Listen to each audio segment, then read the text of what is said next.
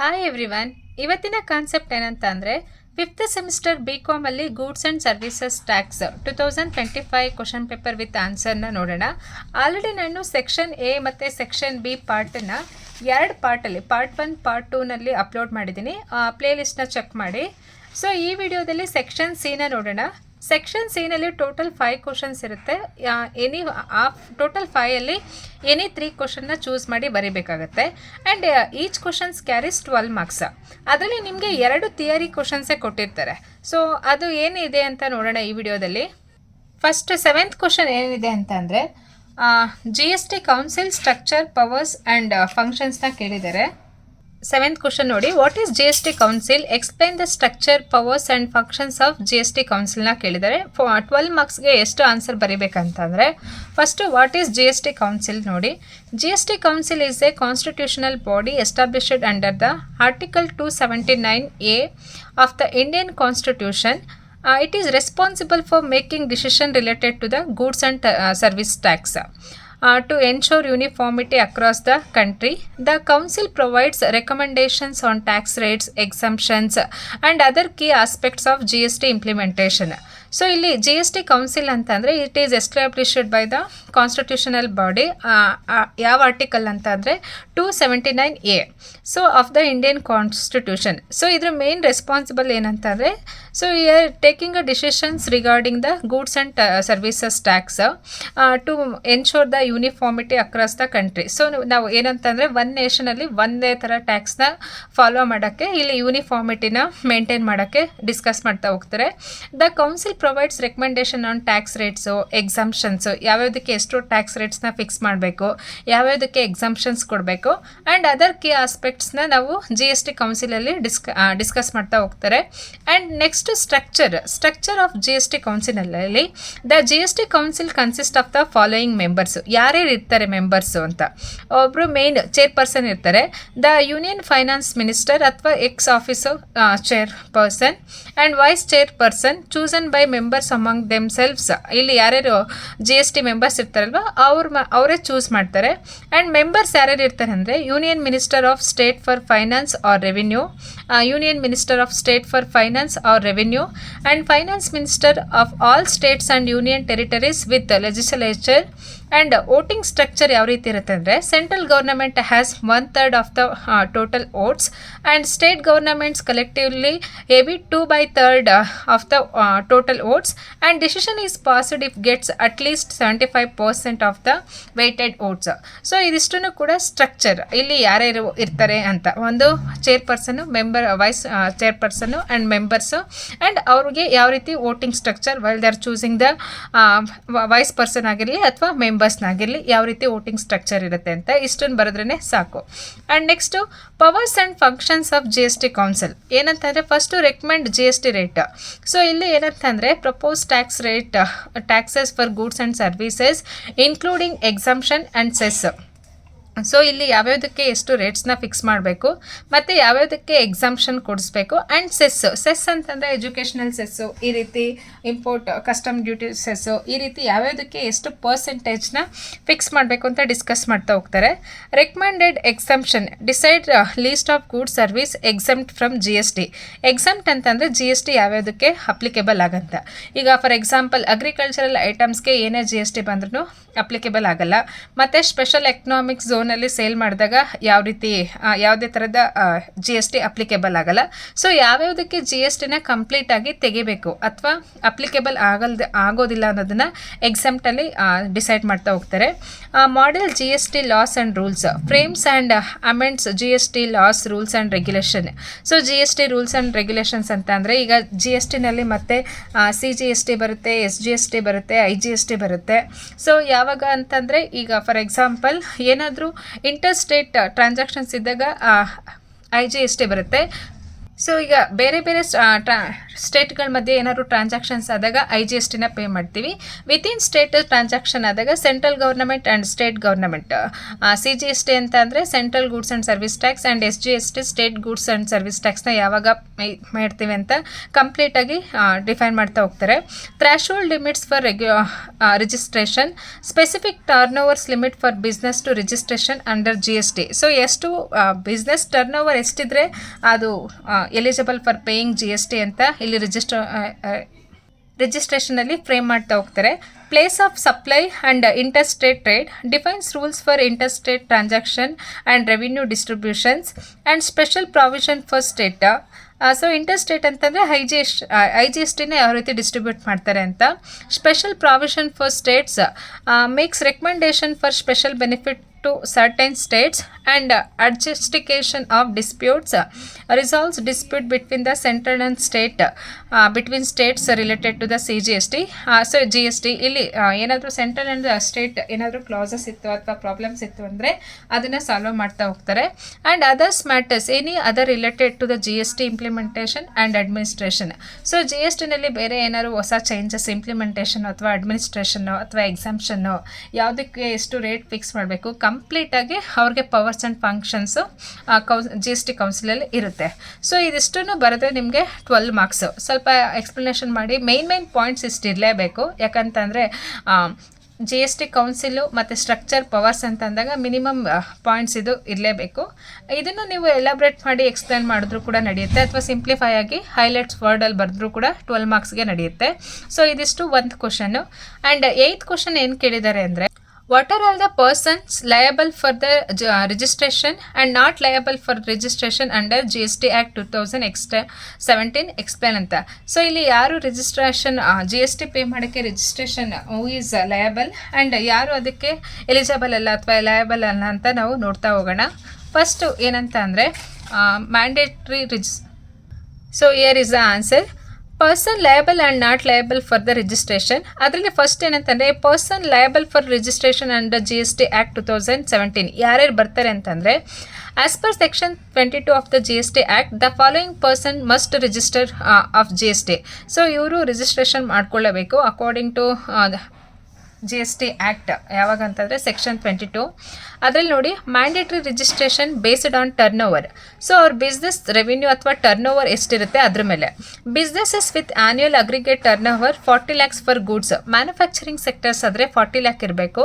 Service sectors ಆದರೆ 20 lakhs ಯಾರು turn over ಅಥವಾ ಅವ್ರ ಬಿಸ್ನೆಸ್ಸಿಂದ ಇನ್ಕಮ್ನ ಜನ್ರೇಟ್ ಮಾಡ್ತಾ ಇದ್ದಾರೆ ಅಂದರೆ ಅವರು ಮಸ್ಟ್ ಆ್ಯಂಡ್ ಶುಡ್ ರಿಜಿಸ್ಟ್ರೇಷನ್ ಮಾಡಿಸ್ಕೊಳ್ಳೇಬೇಕು. And next in special category state ಅಂತಂದರೆ for example Jammu and Kashmir, ಅದಕ್ಕೆ ದ ಥ್ರೆಶೋಲ್ಡ್ 20 lakh ಇರುತ್ತೆ.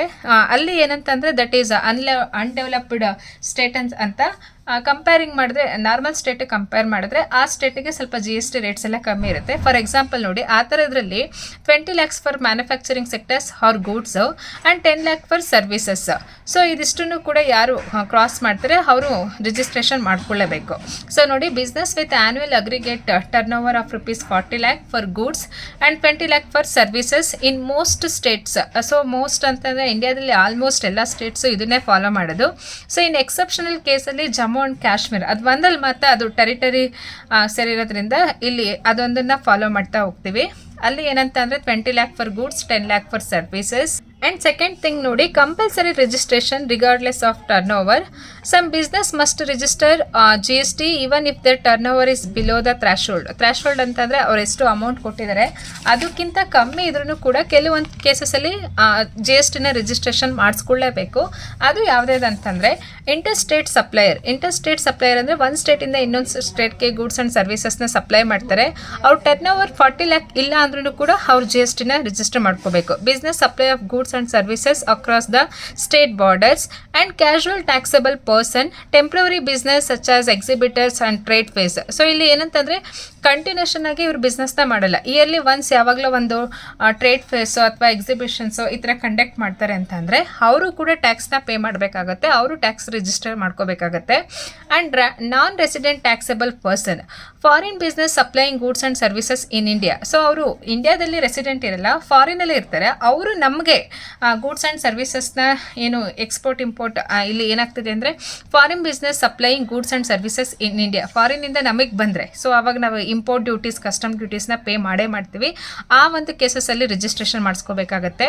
And next e commerce operators. E commerce ಅಂತಂದರೆ ಎಲ್ಲ online platforms like Amazon, Flipkart, Myntra ಇವರೆಲ್ಲ ಏನು ಸೇಲ್ ಮಾಡ್ತಾರಲ್ವ, ಸೊ ಅವರು ಕೂಡ GSTನ ರಿಜಿಸ್ಟರ್ ಮಾಡ್ಕೋಬೇಕಾಗತ್ತೆ. And business required to deduct TDC and TCS government department and e commerce companies and input services distributors. So here TDS means tax deducted services. And next to agents for supplier. Agents ಯಾರಿರ್ತಾರೆ, agents supplying goods and services on behalf of others. So ಈಗ for example ಮ್ಯಾನುಫ್ಯಾಕ್ಚರರಿಂದ ಹೋಲ್ಸೇಲರ್ಗೆ ಗೂಡ್ಸ್ನ exchange ಮಾಡ್ತಾ ಇದ್ದಾರೆ ಅಂತಂದರೆ ಅಲ್ಲಿ middle man ಇತ್ತು ಅಂದರೆ ಅವರು agents ಯಾರಿರ್ತಾರೆ ಅವರು ಕೂಡ ರಿಜಿಸ್ಟ್ರೇಷನ್ ಮಾಡಿಸ್ಕೋಬೇಕಾಗತ್ತೆ. And person supplying via e commerce if selling through the e commerce operators. So ಇವರಿಷ್ಟನ್ನು ಕೂಡ ರಿಜಿಸ್ಟ್ರೇಷನ್ ಮಾಡಿಸ್ಕೋಬೇಕಾಗತ್ತೆ. ಸೊ ಕಂಪಲ್ಸರಿ ರಿಜಿಸ್ಟ್ರೇಷನ್ ಬಂದು ಇವ್ರು ಮಾಡಿಸ್ಕೊಳ್ಳೇಬೇಕು ಅಂತಂದರೆ ನಾರ್ಮಲ್ ಆಗಿ ಮೋಸ್ಟ್ ಆಫ್ ದ ಸ್ಟೇಟ್ಸ್ ಯಾರು ಮ್ಯಾನುಫ್ಯಾಕ್ಚರಿಂಗ್ ಅಥವಾ ಗೂಡ್ಸಲ್ಲಿ 40 ಲ್ಯಾಕ್ನ ಕ್ರಾಸ್ ಮಾಡ್ತಾರೆ ಮತ್ತು ಸರ್ವಿಸ್ ಸೆಕ್ಟರ್ಸಲ್ಲಿ 20 ಲ್ಯಾಕ್ನ ಕ್ರಾಸ್ ಮಾಡ್ತಾರೆ, ಅವರು ರಿಜಿಸ್ಟ್ರೇಷನ್ ಮಾಡ್ಕೋಬೇಕು. ಇನ್ ಸ್ಪೆಷಲ್ ಕ್ಯಾಟಗರಿ ಸ್ಟೇಟ್ಸ್ ಅಥವಾ ಟೆಸ್ಟರಿಗೆ ಯಾರು ಅಂತ ಅಂದರೆ 20 lakhs manufacturing sectors, 10 lakh service sectors. ಅದಾದಮೇಲೆ compulsory registration regardless of turnover. ಇಲ್ಲಿ ಟರ್ನ್ ಓವರ್ ಮ್ಯಾಟರ್ ಆಗಲ್ಲ. Interstate suppliers, casual taxable person, non resident taxable persons, e commerce operators, business required to deduct TDS and TCS, ಮತ್ತು input service distributor ISD, that means agents of a supplier, person supplying via e commerce, ಇವರಿಷ್ಟನ್ನು ಕೂಡ register ಮಾಡಿಸ್ಕೊಳ್ಳೇಬೇಕು. And next person not liable for the GST registration. ಯಾರ್ಯಾರಿಗೆ GST registration necessity ಇಲ್ಲ ಅಂತ ಅಂದರೆ as per section 23 of the GST act the following are exempt from registration. First ಏನಂತಂದರೆ business below the turnover threshold, ಅಂದರೆ business whose aggregate turnover is 40 lakh and 20 lakh for service or 10 lakh in special categories. ಅಂದರೆ ಬೇರೆ ಬೇರೆ state ಅಂತ ಹೇಳಿದ್ನಲ್ವ, Jammu and Kashmir. Normal ಸ್ಟೇಟ್ಗೆ 40 ಲ್ಯಾಕ್ಗಿಂತ below ಇದ್ದು ಅಂದರೆ ಮ್ಯಾನುಫ್ಯಾಕ್ಚರಿಂಗ್ ಅಥವಾ ಗೂಡ್ಸಲ್ಲಿ, ಸರ್ವಿಸಸ್ಸಲ್ಲಿ 20 ಲ್ಯಾಕ್ ಯಾರು ಬಿಲೋ ಇರ್ತಾರೆ ಅವ್ರಿಗೆ ರಿಜಿಸ್ಟ್ರೇಷನ್ ಮಾಡೋ ನೆಸೆಸಿಟಿ ಇರಲ್ಲ. ಆ್ಯಂಡ್ ನೆಕ್ಸ್ಟು ಅಗ್ರಿಕಲ್ಚರಲಿಸ್ಟ್, ಅಂದರೆ farmers engaged in cultivation, harvesting and sale of agricultural produce. So ಇಲ್ಲಿ ಇಂಡಿಯಾದಲ್ಲಿ ಅಗ್ರಿಕಲ್ಚರಲ್ ಐಟಮ್ಸ್ಗೆ ಯಾವುದೇ ಥರದ ಟ್ಯಾಕ್ಸ್ ಮತ್ತು GST ಕೂಡ ಇಲ್ಲ. ಹಾಗಾಗಿ ಕಂಪ್ಲೀಟ್ ಎಕ್ಸಮ್ಟ್ ಅಥವಾ 0% ಇರುತ್ತೆ.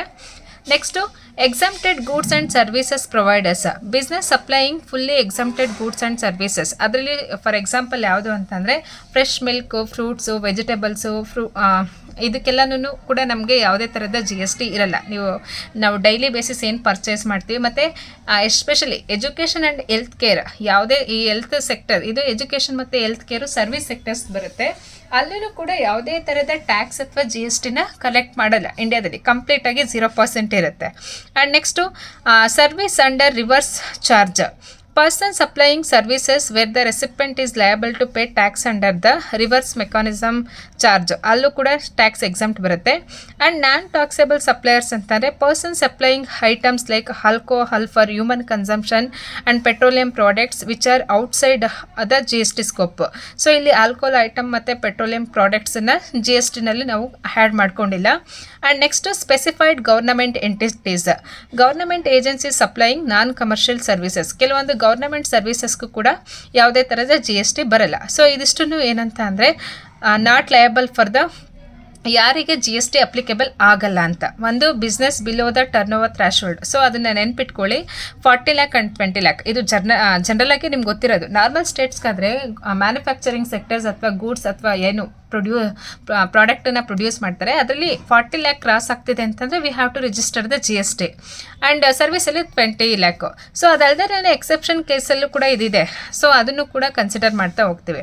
ಆ್ಯಂಡ್ ನೆಕ್ಸ್ಟು ಅಗ್ರಿಕಲ್ಚರಲಿಸ್ಟ್ಗೆ ಯಾವುದೇ ಥರದ ನೀವು ಸೀಡ್ಸ್ ಅಥವಾ ರಿಲೇಟೆಡ್ ಅಗ್ರಿಕಲ್ಚರಲ್ ಐಟಮ್ಸ್ ಬಂದು ಅಂದರೆ ಅದಕ್ಕೆ ಕಂಪ್ಲೀಟ್ 0% GST. ಅದ್ರ ಮೇಲೆ ಯಾವುದೇ ಥರದ GSTನ ಕಲೆಕ್ಟ್ ಮಾಡೋದೇ ಇಲ್ಲ. And exempted goods and service provided. So ಇಲ್ಲಿ ಏನಂತಂದರೆ ಯಾವ್ಯಾವ ಥರ ಗೂಡ್ಸ್ ಅಂತಂದರೆ fresh fruits, milk, education and health care ಈ ರೀತಿ ಗೂಡ್ಸ್ ಆ್ಯಂಡ್ ಸರ್ವಿಸಸ್ನ ಯಾರು ಪ್ರೊವೈಡ್ ಮಾಡ್ತಾರೆ ಅವ್ರಿಗೆ ಕಂಪ್ಲೀಟಾಗಿ ಟ್ಯಾಕ್ಸ್ ಇಲ್ಲ. ಅದಾದಮೇಲೆ ಸರ್ವಿಸ್ ಅಂಡರ್ ರಿವರ್ಸ್ ಚಾರ್ಜ್ ಅಂತಂದರೆ ಸೊ ಇಲ್ಲಿ ರಿವರ್ಸ್ ಮೆಕಾನಿಸಮ್ ಚಾರ್ಜಲ್ಲೂ ಕೂಡ ಟ್ಯಾಕ್ಸಸ್ ಇಲ್ಲ. ಕೆಲವೊಂದು ಫ್ರೀ ಆಫ್ ಕಾಸ್ಟ್ ಸರ್ವಿಸಸ್ಸಲ್ಲಿ, ಕೆಲವೊಂದು ಸರ್ವಿಸಸ್ಸಲ್ಲಿ ಎಕ್ಸಾಮ್ಷನಲ್ಲಿ ಇರುತ್ತೆ. And non taxable suppliers, specified government entities. So ಲಾಸ್ಟಿಗೆ ಒಂದು conclusion, the GST council ensures taxation across India by recommending a tax rates and policies.